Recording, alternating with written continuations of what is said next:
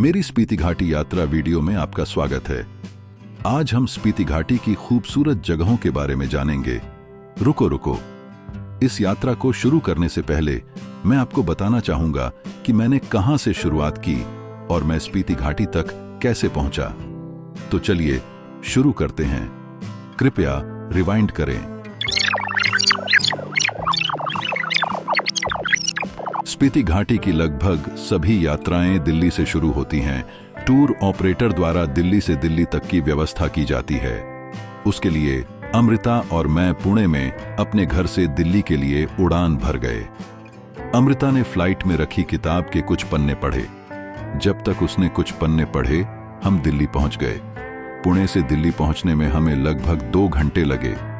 दिल्ली पहुंचने के बाद हमने कुछ नाश्ता किया और अपनी स्पीति घाटी यात्रा शुरू करने के लिए पूर्व निर्धारित स्थान पर इकट्ठे हुए। हमने अपनी डे 0 ओवरनाइट यात्रा शुरू की जो दिल्ली से शिमला तक थी।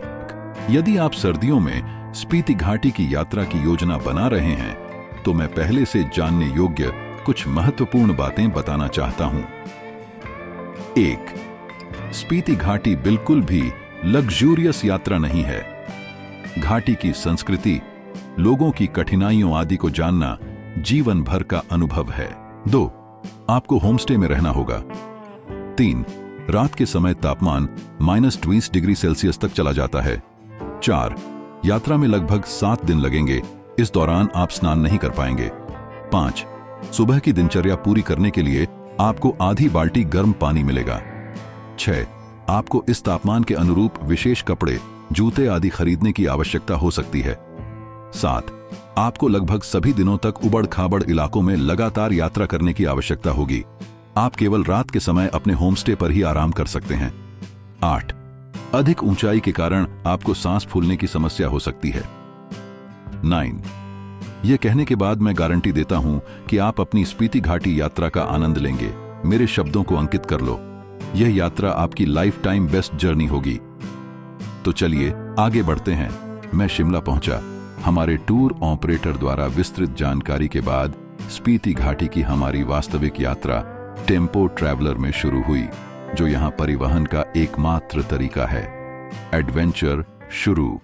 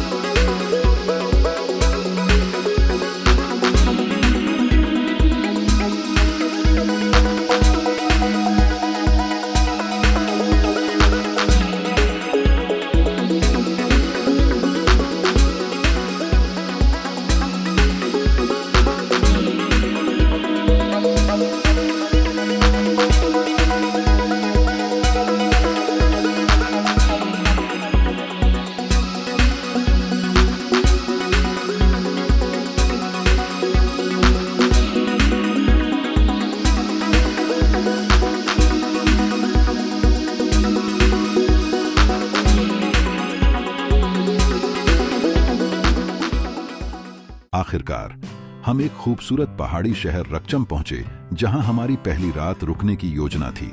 लेकिन यहां पहुंचना इतना आसान नहीं था।